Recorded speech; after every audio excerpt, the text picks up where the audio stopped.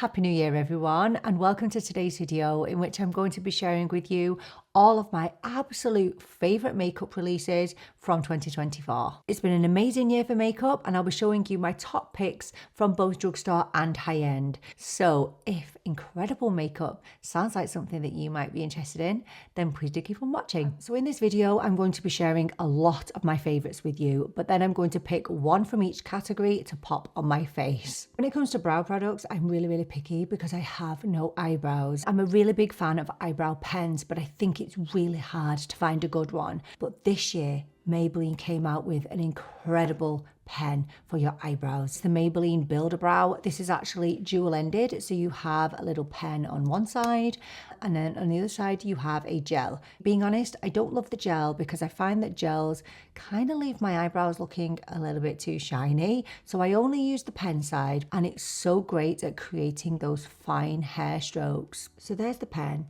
and genuinely I think it's so hard to find a decent eyebrow pen, never mind a decent eyebrow pen at the drugstore, just in general. So the key to using an eyebrow pen like this is to literally barely touch the skin. So you are not using this like a felt tip, you are creating the finest of hair strokes by pressing really lightly. And I tend to try and fill in from the top of the eyebrow just to create the illusion of eyebrow hairs and just create the illusion of fuller eyebrows. This brow pen will stick around all day.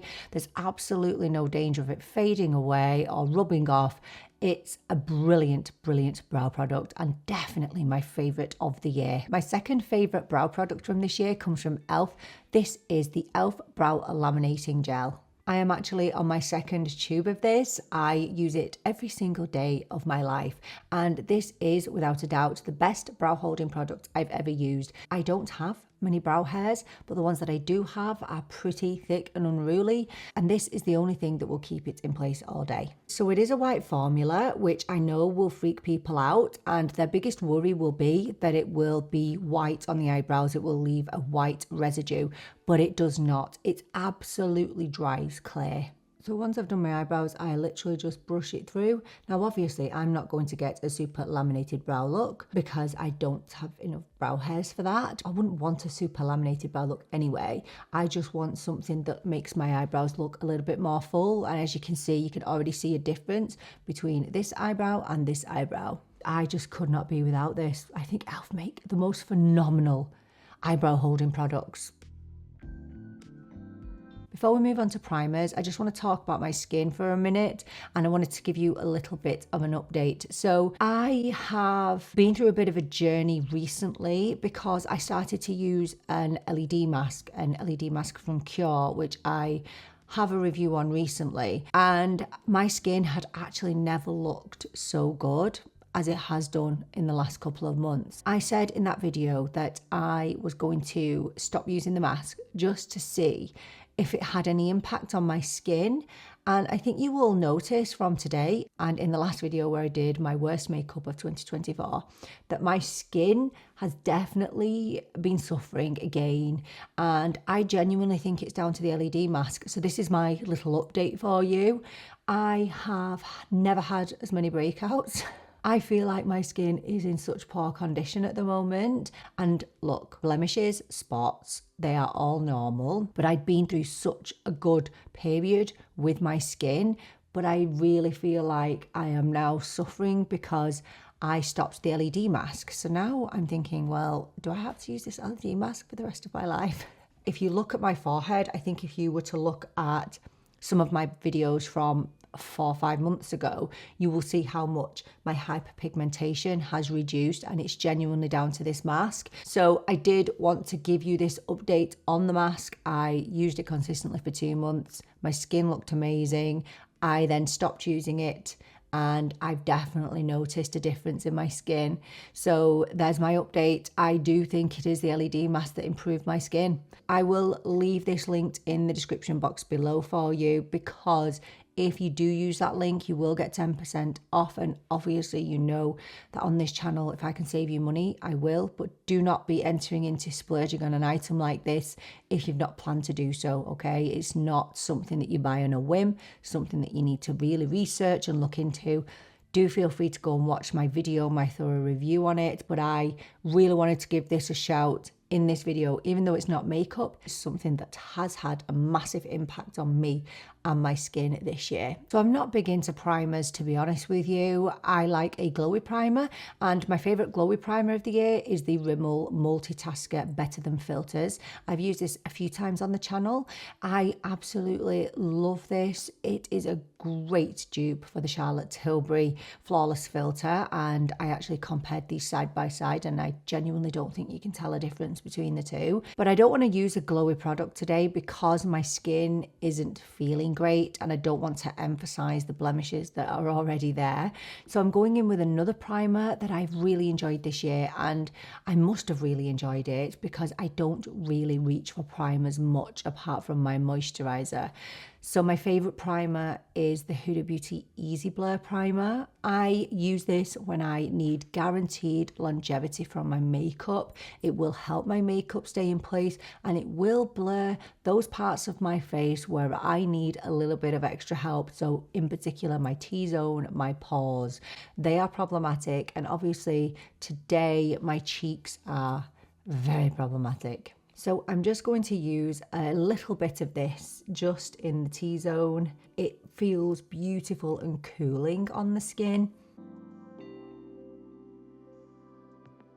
I'm just going to rub it into the cheeks where I need a little bit of extra help today. You can see that it does mattify that area, but it doesn't make it dull. For someone who doesn't like primers, I really like this. Definitely my favourite primer of the year. While I let the primer sit, we're going to go in with the eyes. Now, I have to be honest with you, I'm going through a bit of a funny phase when it comes to eye makeup, and I'm not really reaching for eyeshadow palettes, and I have bought very few this year. I don't know what it is. I think it's a mixture of I just don't have the time to be spending on makeup looks in the morning, especially not on my eye makeup. I prefer one and done eyeshadows. Yeah, I just think my preferences have changed. I still like eyeshadow palettes, and I do reach for them when I'm going somewhere kind of important, but on a day-to-day basis, I'm not really using them. I absolutely adore one and done eyeshadows, and I think e.l.f. brought out some brilliant one and done shadows. These are their finest Fleck glitter eyeshadows. I think they're brilliant for £6. They really do rival anything high-end. Now, these are not new, but the Lisa Eldridge liquid eyeshadows I was introduced to this year. I absolutely adore them, and I will be stacking up my collection of these, but I'm not including this because it wasn't released this year. So my favorite eyeshadow palette is probably going to be very predictable, but it's this one. So it's the Natasha Denona I Need a Warm palette. I think if you were to sum up me in a palette, it would be this. Okay, so it's safe, it's quite predictable, it's very everyday, it's easy, and that's me in a palette. So if you look at my previous video where I did revisit the makeup that I didn't really like this year, one of them was a NARS palette, which was basically the same price as this, and I just thought that it lacked versatility. I felt like some of the eyeshadows were quite dull. It's the opposite with this one. With this, you are absolutely getting your money's worth for the £64 that you spend. The shimmers in here are a delight. The mattes are absolutely delightful too. I genuinely think that when you pick a Natasha Denona palette, you are going to get the payoff. You are going to get rewarded for spending your money. However, you do need to think about whether you have this in your collection already. And what I mean by that is, do you have a load of other neutral/warm palettes that are just like this in your collection already? That's why I've never encouraged you to run out and buy this, because it's not going to change your life. But as for my favourite palette release of 2024, it's 100% this palette. So I'm going to wax some of this eyeshadow on my eyes now, and I'm going to speed this bit up because I really don't want this video to be a million years long.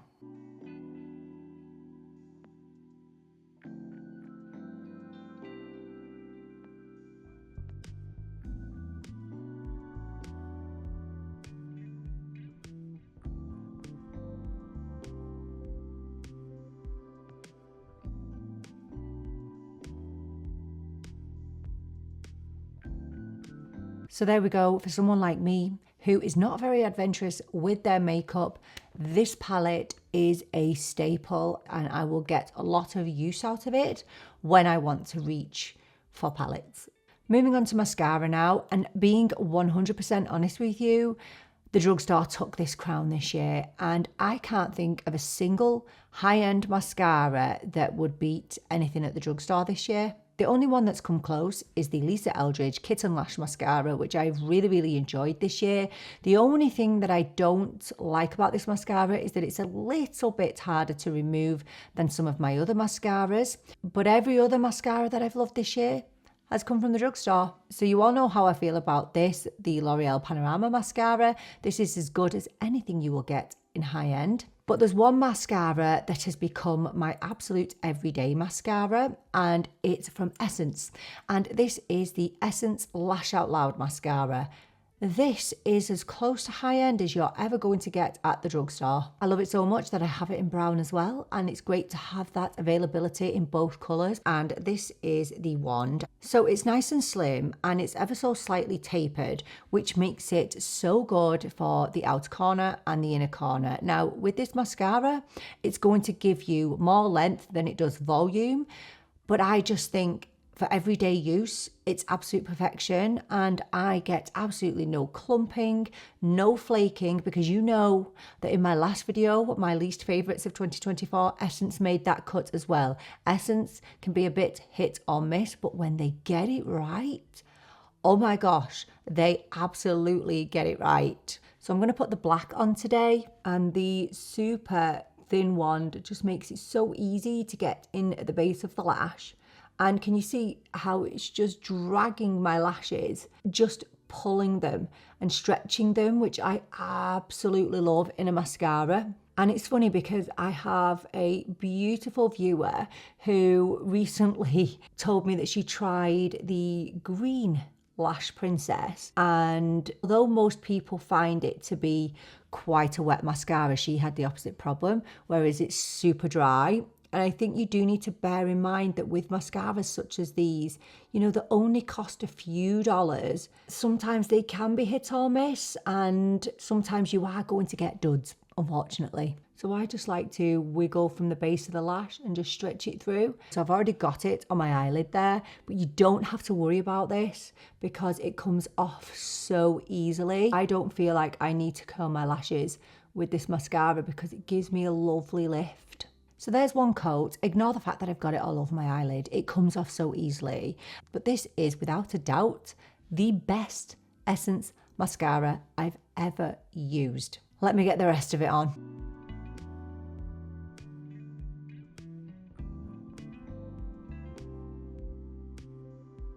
And the absolute best thing about this mascara is the price. It's only going to cost you a few dollars. Okay, I've just realised that I've been calling it the wrong name. Okay, this is the Lash Without Limits. Have I been calling it Lash Out Loud? Oh no, that's really bad. I need to go back through my other videos. It's Lash Without Limits, not Lash Out Loud. Oh my gosh, where did I get Lash Out Loud from? Oh my gosh. Anyway, if you're going to check out anything from Essence, the Lash Without Limits, not Lash Out Loud, Lash Without Limits is the only one I would say is absolutely worth considering. It's so good. There are two standout concealers for me this year. Now, one of them I recently featured in a Faves to Fail video because I loved it when it was released, and it's the Fenty We're Even Hydrating Concealer. I loved it when it was released. I reviewed it, obsessed with it, realised that the colour was a bit off, ordered another shade, but the damage was done for me. I was a bit annoyed about the shade. So I kind of stopped picking it up, but thanks to that video, I started to pick it up again, and I'm in love all over again with this concealer. Great medium coverage, very hydrating, just a beautiful product. Nothing like the foundation, which I just couldn't get along with. But I'd say the concealer of the year for me comes from Laura Mercier. It's the Real Flawless Weightless Concealer. This is the only concealer I've ever used in my whole entire life that has zero creasing. It's like pure skincare. Now, the only thing about this concealer is it's not going to give you a super amount of coverage. So it doesn't cover all of my darkness. And I know you're probably thinking, well, why? Why is it on here then if it doesn't actually do what it's supposed to do? I think I've been on a bit of a journey this year. I have kind of reintroduced myself to colour correction under the eyes. We all have different under eyes. You need to assess your under eye and what's best for you. But one thing I can say is that just because you're using a full coverage concealer, it doesn't mean it's actually going to cover everything up. And sometimes when it does cover everything up, you just end up with creasy, cakey under eyes. So I have found that by using a colour corrector and by using these concealers, it gives you a flawless finish. So no caking, no creasing, no crepiness under the eyes, which I find that you get with really high coverage concealers. This colour corrector is not new, but it's new to me this year. So it's the Bobbi Brown Corrector Stick. I have this in the shade Peach. So I just use some in my problematic areas. So for example, where I am quite veiny, I can't believe it's taken me so long to use something like this. And so I use some over here as well. This eye is not as bad and it just kind of melts into the skin. Because I use this colour corrector, I don't need to use as much concealer. So I have 2 shades of the Fenty concealer, and this is 240, which is much more suited to my skin tone than the original shade that I had. And I'm going to show you both of them. This is the Laura Mercier in 3N1. I also have 2 shades of this, and actually I'm almost out of this because I've used it so much. It is very, very skincare-like, and you can use a great amount of this and it's never ever going to get too heavy. So just taking my usual BK Beauty brush and I'm just going to tap that in, and look at how easy this blends. Look, I'm barely touching my skin. See that? Barely touch my skin and it literally just sinks into the skin.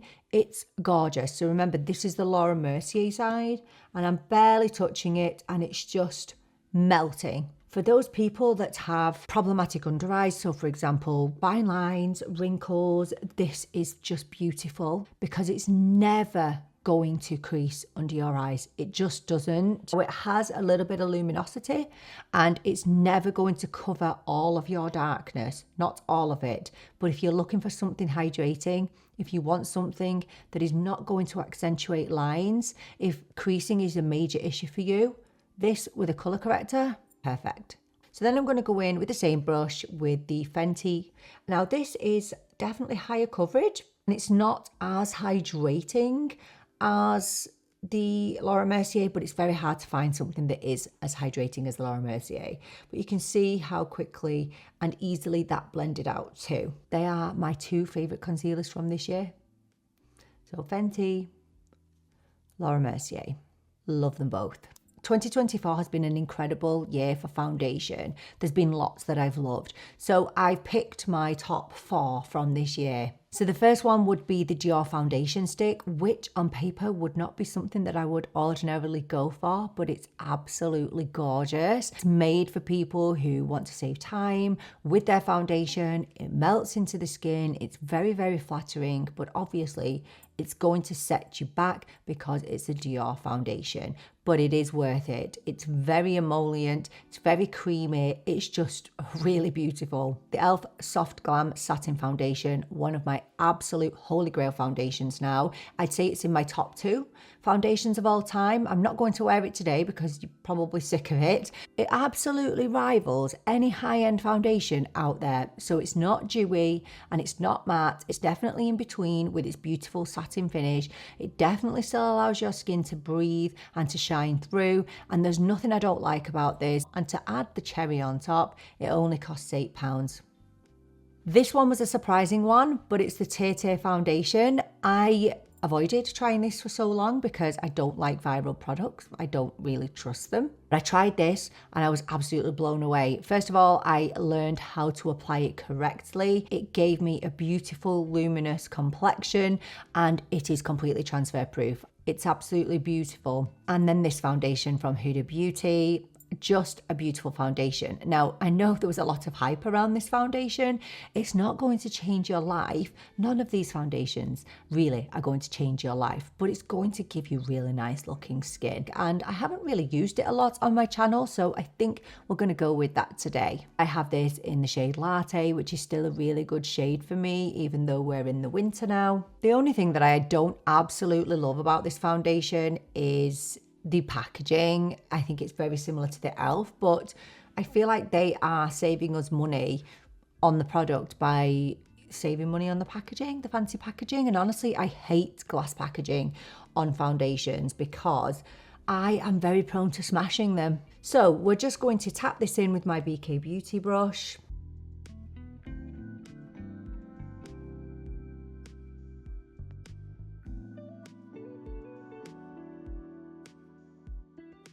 So there's the foundation. As you can see, it's not too glowy, it's not dewy, but it's definitely not matte. It's just very, very luminous. And I would say it's quite similar to the e.l.f. Soft Glam Satin Foundation. They give a very, very similar finish. I love all of those foundations. We've been spoiled for foundations this year. It's been top notch. There's one bronzer contour stick that was released this year that I have absolutely fallen in love with. It's this one from Too Faced. This is their Melting, Bronzing and Sculpting Stick. So I have this in the shade Chocolate Souffle, and I did review this on my channel and I was annoyed by the fragrance. The fragrance is very overpowering. Now, I love chocolate, okay? I love chocolatey smells. I've had their chocolate palette in the past and I loved it. But this is really strong. However, I've definitely become used to it because I don't notice the fragrance anymore. But I just want you to have a look at this stick. It comes everywhere with me, meaning when I travel, this is what I take. When I went to Lapland, this is the bronzer that I wore. So I'm just taking a BK Beauty bronzing brush and I just want you to watch how this melts into the skin. So I'm barely going to touch it. See that? Sinks into the skin. It's so incredibly creamy and gorgeous. It feels a lot more high-end than what it is. I think because this is quite a nice neutral shade, you can get away with using it as a contour as well. I just think it's just such a stunning product, and the more that I've used it, the more that I've loved it, and it's definitely my standout bronzer of the year. There were two blushes that really stole my heart this year, and I did produce a review comparing the two of them. The Armani Luminous Silk Cheek Tint and the Hourglass Unreal Liquid Blush. These two have been my go-to since I have used them. I have this in the shade Scene and I have this in the shade Delicate Mauve. If you want to see a full breakdown of these two blushes, then check out the video that I produced on that, where I thoroughly compare them. So I'm going to pop a bit of Delicate Mauve on my hand. Now, I actually feel like I can go in right on my cheek with this blush, but I'm not going to. So I'm going to dip my Ref 04 into the blush and then just pop it on. Just super pretty. And it's not emphasizing all those breakouts that I have on my cheek either.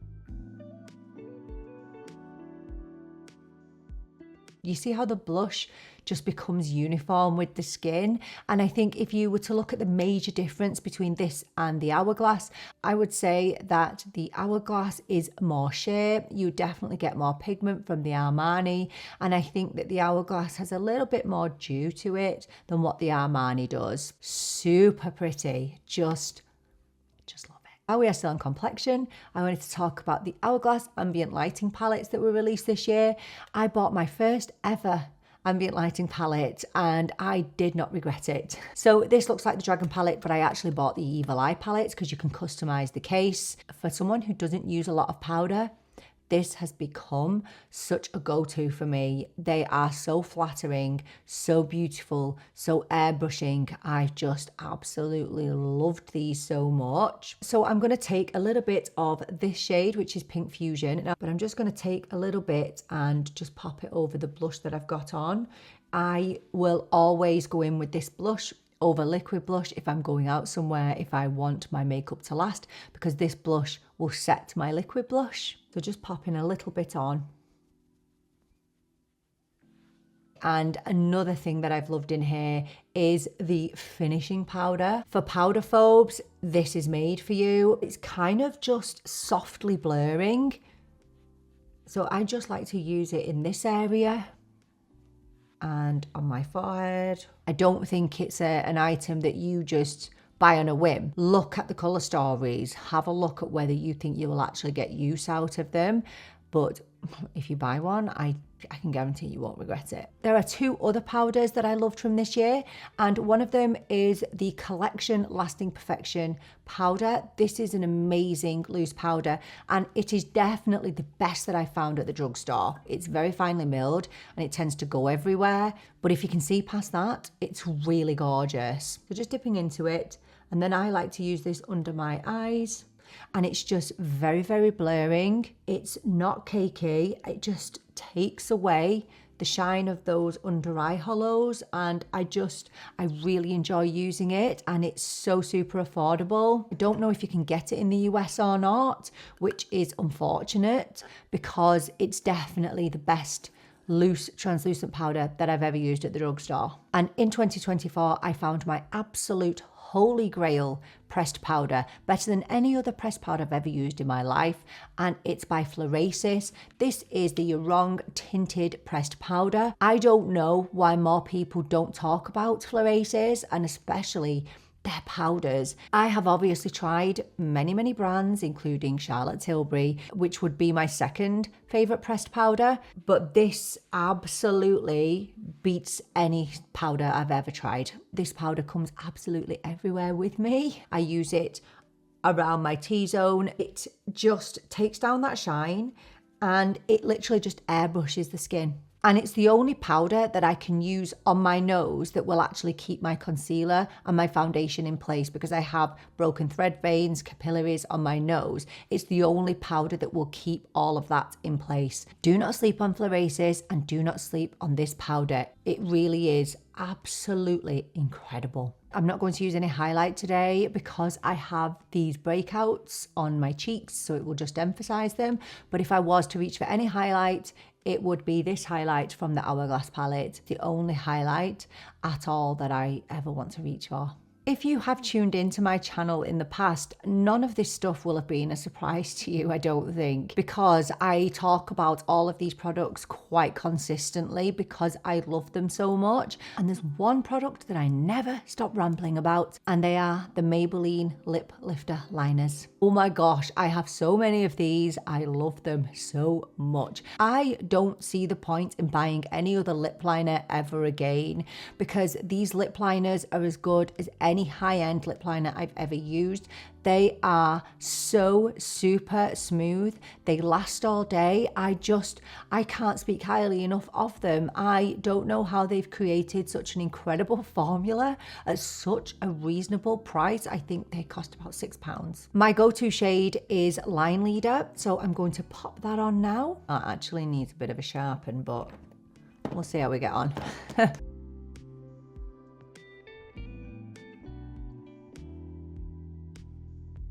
So not just the best lip liners of 2024, the best lip liners I've ever used.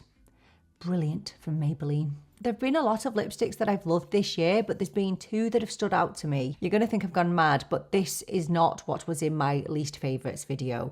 This is the MAC reformulated Sleek Satin collection. I think they did a really good job with this. Now, they did change some of my holy grail shades, which I'm not pleased about, but I actually think they've stepped up the satin formula so much, and I've really enjoyed using their satin lipsticks. However, my favorite is called a lipstick, and it's beautiful, but it's basically just a bougie lip balm. Okay, so it's the YSL Love Shine lipstick. I really wish I hated this because it's so expensive, but I pretty much use it every day of my life. I know that it doesn't last and it will transfer, and I do have to keep reapplying, but nothing feels as good on my lips. Can't help loving it. I can't deny how gorgeous it is. I just love it. So this is the shade 201.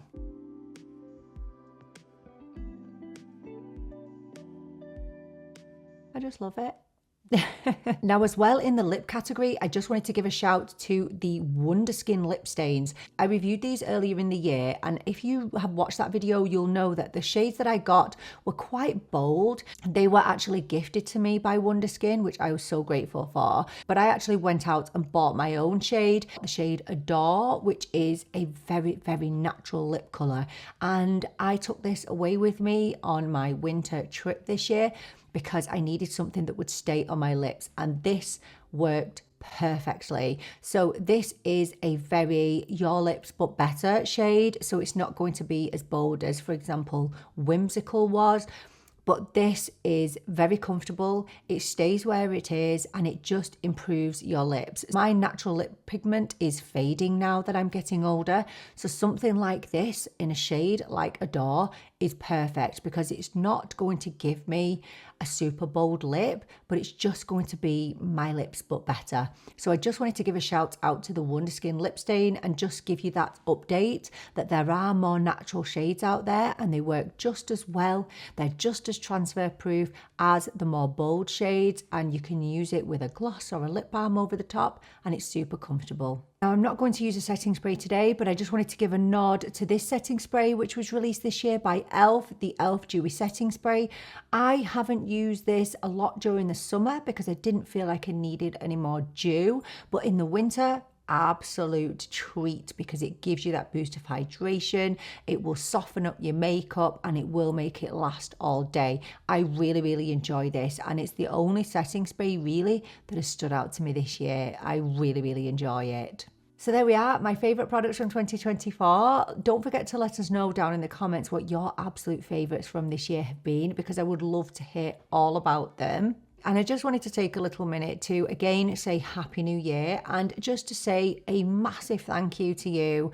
This has been the end of my first full year on YouTube. So I've been doing this for about 15 months now. And this time last year, I had about 700 subscribers, which was mind blowing to me. And now I'm on the verge of 5,000, which just blows my mind. I just wanted to say a huge, big special thank you to people who come to my channel to spend a little bit of time with me. The fact that you take time out of your busy day to spend with me just means the world. And for those people who come back, who return every single week, and you always leave a lovely comment under my videos, please don't think that it goes unnoticed. I appreciate every single one of you for every view, for every comment, for every like. It just means everything, and I'm just so excited to move into 2025 and see what that brings. So thank you from me, and a very happy new year. I hope it's an amazing year for all of you. Thank you so much for joining me for this video. I so appreciate you being here with me. I'm really looking forward to seeing you in the next one, but until then, take care and bye for now.